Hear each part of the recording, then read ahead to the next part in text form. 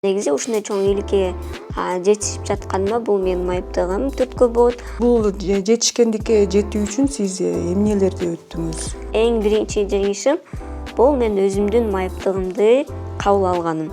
Бул мен үчүн чоң жетишкендик. Эң чоң максатыңыз жана ишке ашыруудагы пландарыңыз кандай? Өзүмө окшогон майыптуулар жарандардын укугун коргоо менен биргеликте Кыргызстанга инклюзивдүү чөйрөнү түзүү. Жеке ишкерлигимди түптө бул 2022 жылы 20 жашымда баштагам. Ал Өзгөн Райс продукс деп аталат. Өзгөн күрүчтүнөн жасалган инновациялык продукция. Ал жакка киргенден баштап эжеке келип атат, жол бошоткула деген сыяктуу мага жолду бошотуп берет. Сенин ийгиликке жетишиңе эч ким тоскоол боло албайт, эч ким жолтоо боло албайт.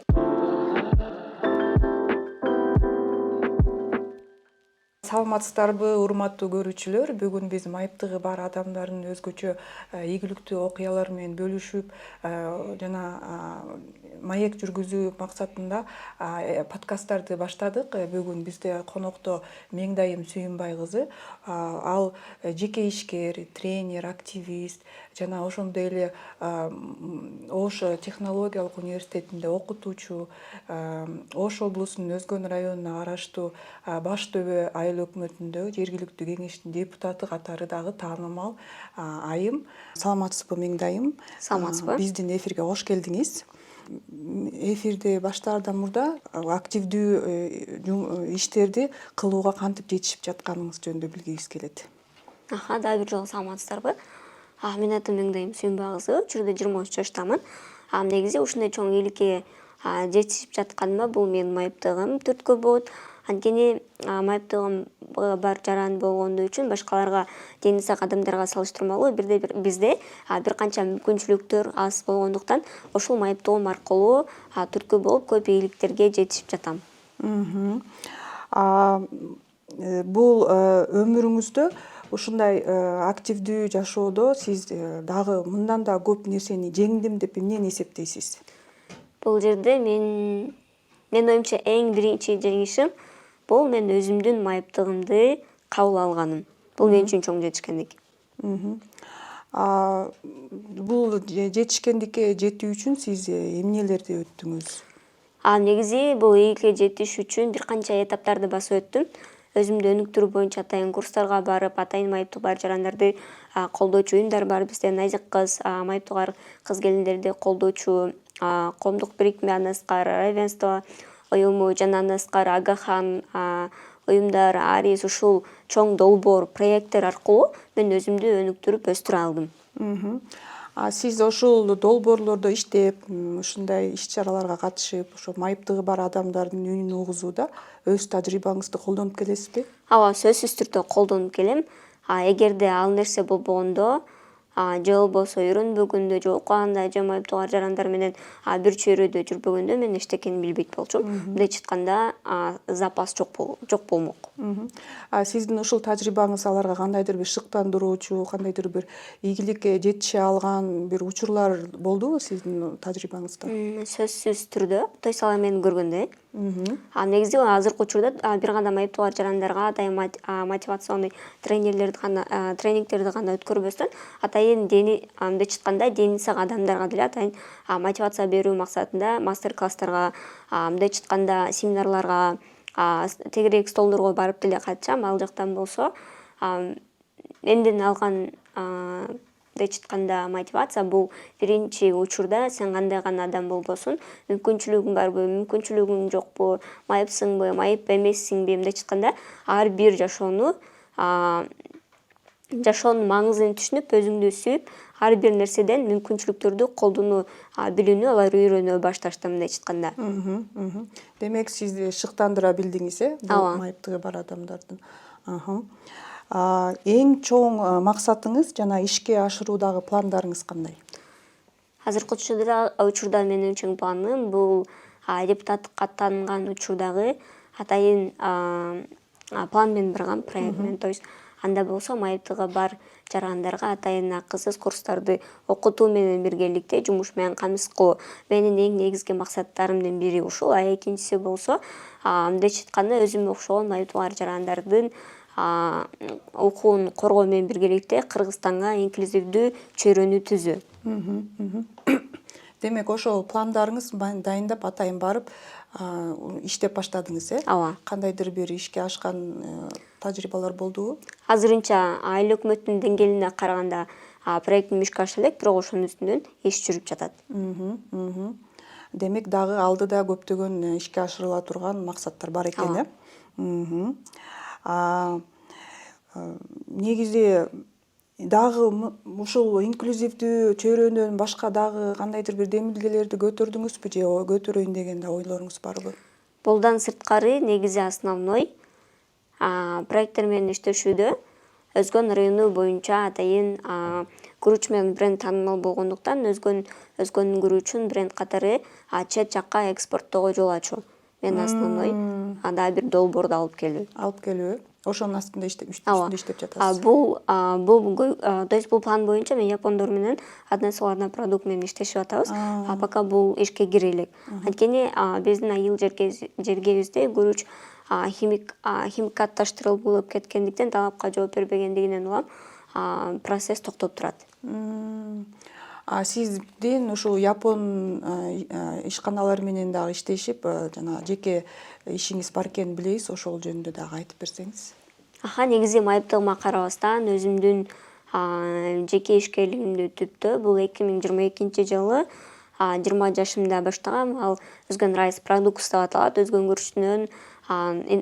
күрүчтөн жасалган инновациялык продукция.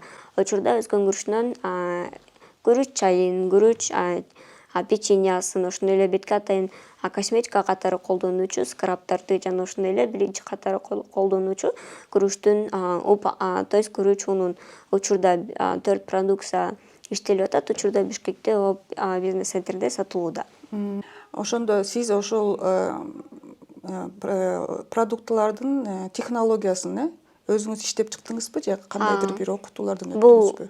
Бул бизнестин технологиясы боюнча атайын Агахан уюм фондунан Аракечил деген проектинде катышкам. Ал жакта жеке ишкерликке окутуу жана өстүрүү боюнча ал жакта болсо атайын мага бизнес идеясын берген, идеянын чыгышына дагы жол көрсөткөн ушул Агахан фондунун Аракечил проекти болуп саналат. Ал проектте болсо япондор менен биргеликте бизге окутуулар жүргүзүп, кантип кылыш керек, кантип өзгөртсөк болот, канткенде биз мындайча айтканда продукциянын абалын сактай алабыз, канткенде ал экологиялык талапка жооп берет деген сыяктуу окутуулардын баарын ошол Аракечил проекттин жардамында окуп, үйрөнүп, учурда бизнесим пайда болду. Аны кеңейтүү үчүн кандайдыр бир иштерди өткөрүп жатасызбы же?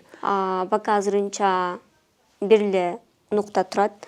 Анткени бул учурга чейин чет өлкөгө чыгып келгендиктен менде жаталак болду. Мындайча айтканда чет өлкөгө барып келгенден кийин менин бизнесим автоматтык түрдө токтоп калды, эмден жандана баштады. Мисалы үчүн ошо кеңейтүү үчүн дагы майыптыгы бар кыздарды дагы ишке алып, аларды үйрөтүп дагы сиз дагы салым кошо аласыз деп ойлойм да. Ооба, сөзсүз түрдө.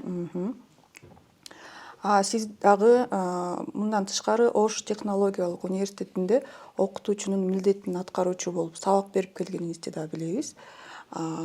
Бул абдан чоң жоопкерчилик деп ойлойм. Бардык эле адамдар буга жетише албайт. Кандайдыр бир мисалы мындай окуяларды айтып бере аласызбы ошо университетте болгон, балким сизди мындай мисал кылып көрсөтө алган, сизге студенттердин мамилеси жана окутуучулардын ортосундагы сиздин өз ара мамилеңиз жөнүндө? Негизи Ош технологиялык университети мага көптөгөн багыттарды, билимди берди десем жаңылышпайм. Анткени 2019 баштап ошол мектепте, то есть университетте колдон информатика адистигин аяктап, быйыл жакында эле магистратурамды да бүтүрдүм. Магистратурамды бүтүрүүнүн натыйжасында Ош технологиялык университетинде Талимдер кафедрасына информатика адистиги боюнча мындайча айтканда окутуучунун милдетин аткаруучу болуп кирдим. Ал жакка киргенде мага бир пайдасы мындайча айтканда майыптыгар жарандар деле жогорку окуу жайда иштей алса болот, мүмкүнчүлүгү бар. Болгону аракет кылыш керек деген сыяктуу ошол нерсени далилдөө болду негизги менин максатым. Экинчи кызык тарапты караганда, мен студенттерге сабак берүүмдүн натыйжасында аларга мотивация бере алам. Анткени ал биздин университетте көбүнчө майыптуулар жарандар дагы бар, анан майыптуулу жок дени сак адамдар дагы бар. Эки жакка тең шарт түзүлгөн. Основной дени сак студенттер биринчи келгенде алар өздөрүн жолун таба албай, же болбосо бир кесипти тандап келгенде өзү тандай албай, кызыгы жок болуп калган учурлар менен келишет. Ал жакта болсо мындайча айтканда, силердин ден соолугуңар чың болуп туруп, мисалы мен майыптуум бар болуп туруп, ушун 23 жашымда ушундай чоң ийгиликке жеттим. Силер дагы мага караганда эртерээк көп ийгиликке жетсеңер болот. Болгону убакытты туура пайдаланып, туура кесипти тандап, андан сырткары өзүң кызыга турган нерсени менен алектенип курстарга барып, мындайча айтканда бекер убактыңды коротпосоң, менден дагы чоң ийгиликке жете аласың, менден дагы мындай күчтүү инсан боло аласың, таанымал деген сыяктуу алар мотивациянын натыйжасында мындайча айтканда плюс жактарын алып атат. Учурда болсо 2-3 группага кирип көрдүм. Биринчи киргенде алар мени кабыл алган жок. Анткени менин майыптыгым бар биринчиден. Экинчиден болсо менин боюм кыскалыгы. Жөн гана аларга студент катарында гана көрүнүп калам да. Менде бир учур болду. Мен алдыда келип атам, артымда болсо биринчи курстун студенттери. Алар айтып атат, бул кичинекей кыз канчанчы курс экен депчи. Мен болсо күлүмсүрөп карап койдум. Негизи аларга кире турган то есть мен аларга кире турган группа болчу, анан ал жакка кирдим, алар олтурду, бул жана кыз го депчи. Анан өзүмдү тааныштырдым. Мен ушундай, ушул боюнча силерге беремин, ушул жерде окууну бүткөнмүн, окууну бүтүп, уже окутуучу катары кирдим дегенде алар, бул чоң эле эжеке турбайбы? Мындайча айтканда өздөрү уялып калышты да. Мындайча айтканда сенин ийгиликке жетишиңе эч ким тоскоол боло албайт, эч ким жолтоо боло албайт. Болгону мүмкүнчүлүктөрдү туура пайдалана алсаң гана. Менде ушундайлар болду, бирок кээ бир учурларда боюм кыскалыгынан, майыптыгым болгонунан кээ бир студенттер тоготпой койгон да учурлар болду менде жакында эле. Бирок аларды мындай урушпай, эчтеке дебей, болгону жакшы суроо иретинде ага суроодон берип бастырып койсоң, уже ал өзүнүн ордун билип калат экен да. Өзүң жөнүндө маалымат берсең, өзүң кандай ийгиликке жеткениңди айтып берсең, алар мындайча айтканда бир аз сынат экен, өздөрүнүн оюн өзгөртө баштайт экен. Мен мына жерде мынтип сүйлөпмүн, мынтип сүйлөшүм керек экен. Значит, бир адам менен таанышардан же ал адамдын сырткы келбетине эмес, анын болуп жаткан окуясына дагы бир маани бериш керек экен деген сыяктуу ойлонуп калышты.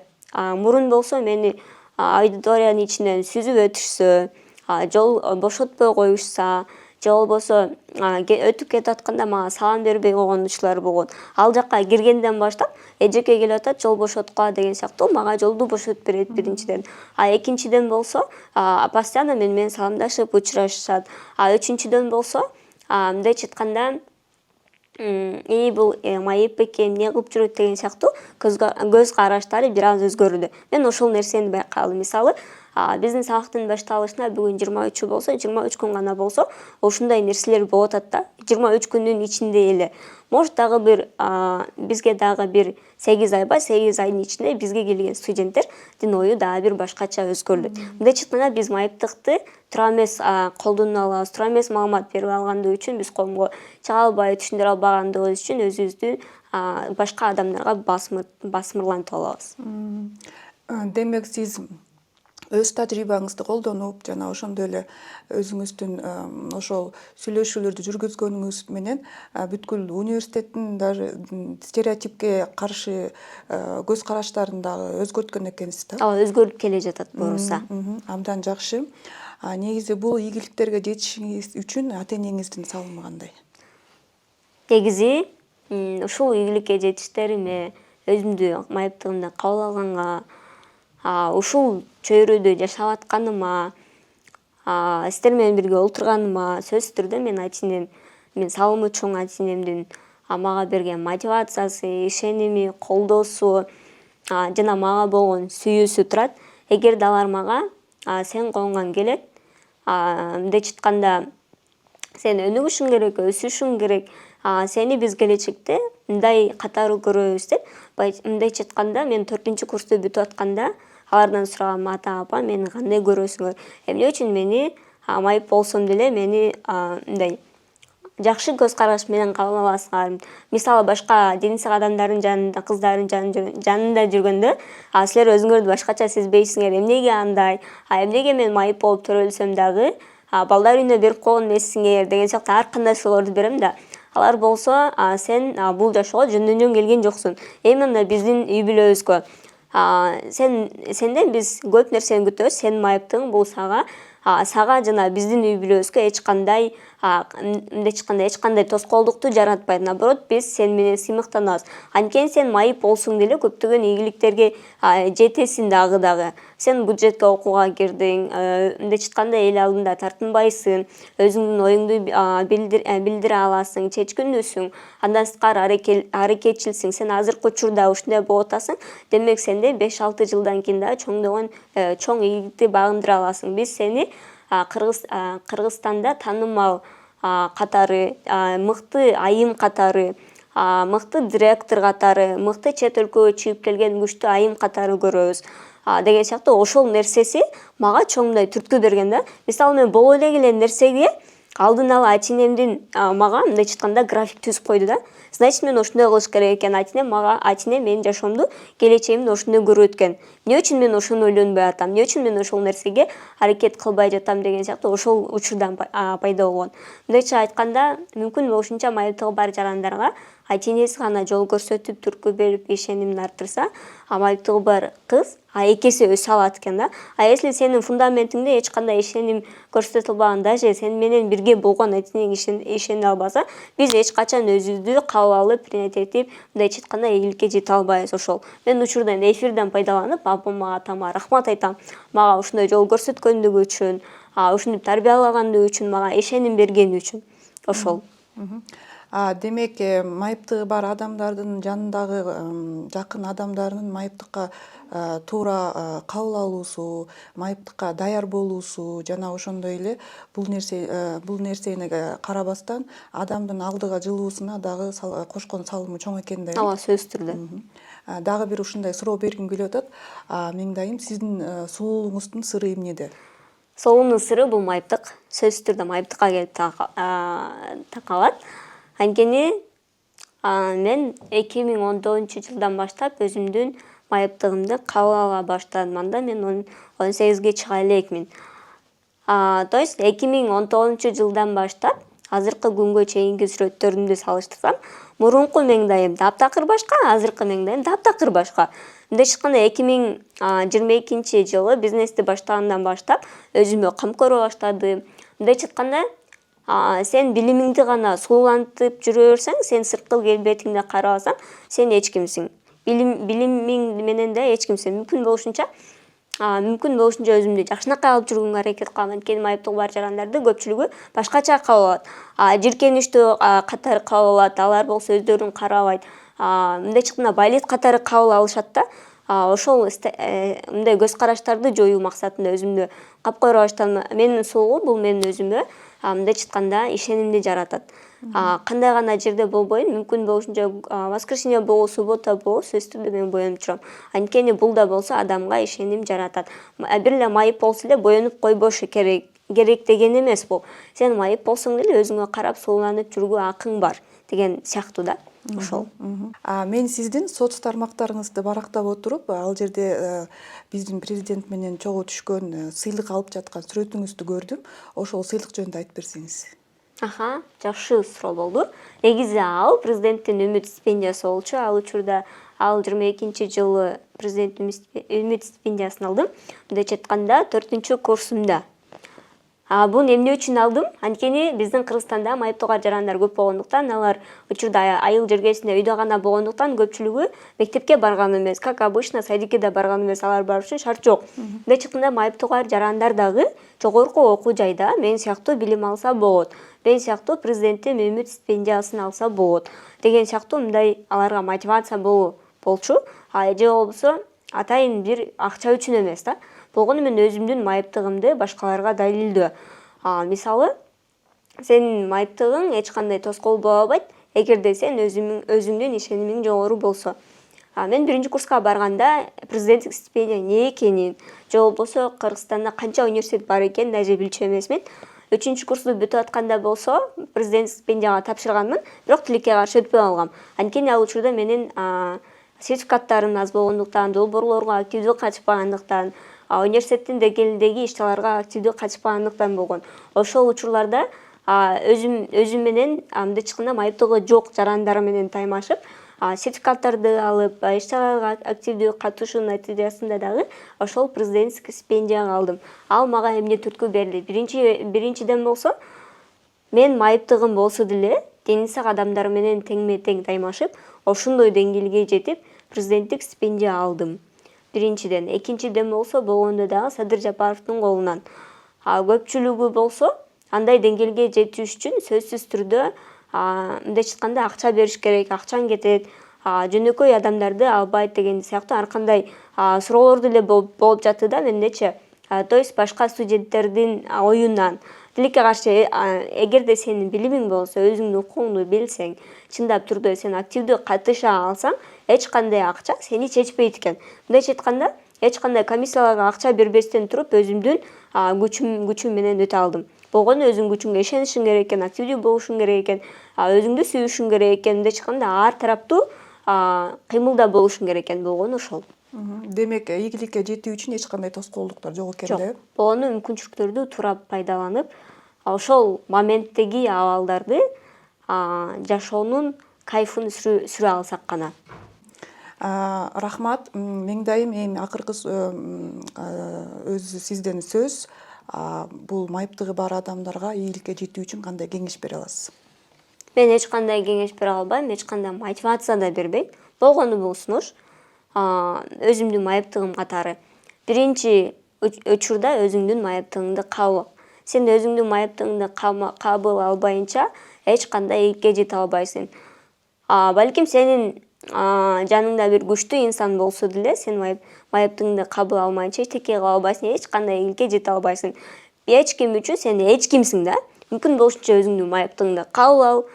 Сен кандай болсоң ошол оюнча бол. Ана майыптык болгон учурду дагы жашоодо мүмкүнчүлүк катары колдонуу билүүнү үйрөнүшүбүз керек экен. Ошол биринчи очередде өзүңдү сүй, баркта, сыйла, всё. Основной биз майыптыгы бар жарандар мүмкүнчүлүктөр толтура бизде, майыптыгы бар жарандардын основной. Мен ошол нерсени колдоно баштадым. Мисалы, элементарный нерсе, банкка барганда биз майыптыгы бар жарандарга эч кандай күзөт катарга турбай биз очередь киришибиз керек. Ал учурда деле биз уялып, тартынып, өзүнүн убактыбызды кетирип отура беребиз да. Майыптыкты мүмкүнчүлүк катары колдоно биле алышыбыз керек экен. Ошол болгону. Ал эми стереотиптерди жоюу максатында адамдарга кандай кеңеш берет элеңиз? Негизи ал көз караштарды жоюш үчүн биринчи ал эмнеден көз каранды? Биз өзүбүздөн көз каранды. Анткени биз Кыргызстанда 100 миңден ашык майыптыгы бар кыздар, балдар бар. Алардын көпчүлүгү азыркы учурда өйдө эле жатат да. Анткени алардын сыртка чыгууна шарт жок биринчиден. Экинчиден болсо коом кабыл албаш үчүн албашта өзүбүздөн көз каранды. Анткени биз өзүбүз коомго чыкпай, туура шарттын жоктугунан элдер бизди көрбөй жүрө берип, мындай айтканда көнүп калган көздөрү. Биринчиден бизге шарт түзүлсө, андан сырткары мүмкүн болушунча үйдө жата бербей, мен инвалид, то есть майып болуп калдым, менин колуман эчтеке келбейт, үйдө жатышым керек, эл эмне дейт деген сыяктуу нерселерди жок кылсак, биздин коомдогу мындай айтканда калыптанган көз караш да жок болмок. Бирок мурункуга салыштырмалуу бизде бир аз басыңдап калдык десек болот. Бул толук түрдө эмес бирок. Рахмат Меңдайым, сиз бүгүн бизге көптөгөн суроолорго жооп бере алдыңыз деп ойлойм. Жана ошондой эле майыптыгы бар адамдарга эмес, жөн гана адамдарга дагы чоң мотивация берип, ушул жеткен ийгиликтериңиз менен бизге чоң мисал болуп кала бересиз. Сизге дагы бир жолу ыраазычылык, саламатта калыңыздар.